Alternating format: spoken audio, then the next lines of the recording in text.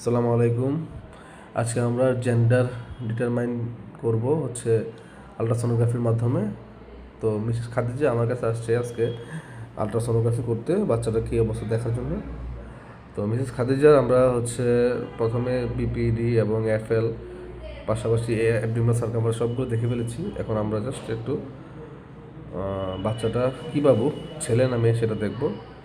আলহামদুলিল্লাহ আমরা দেখতে পাচ্ছি যে এটা হচ্ছে একটা ছেলে বাবু। আমি বারবার হাত দিয়ে যে জায়গাটা দেখাচ্ছি এটা হচ্ছে বাচ্চার টেস্টিস, এবং টেস্টিসের সামনে যে সাদা অংশটা দেখাচ্ছে ওটা হচ্ছে পেনিস।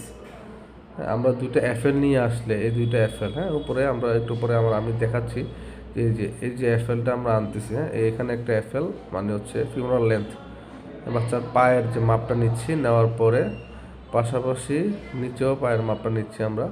দুটা পায়ের মাপ নেওয়ার পরে আমরা যে পায়ের মাপটা নিচ্ছি, নেওয়ার পর আমরা যে বাবুটা দেখতে পাচ্ছি দুইটা পায়ের মাঝখানে ইজিলি বাচ্চার যে কী বাবু ছেলে না মেয়ে সেটা অটোমেটিক্যালি চলে আসতেছে। এবং এটা কি, এটা আমরা দেখতে পাচ্ছি একটা ছেলে বাবু। হ্যাঁ, যেহেতু টেস্টিস দেখা যাচ্ছে, পেনিস দেখা যাচ্ছে, সো এটা একটা ছেলে বাবু। ধন্যবাদ সবাইকে।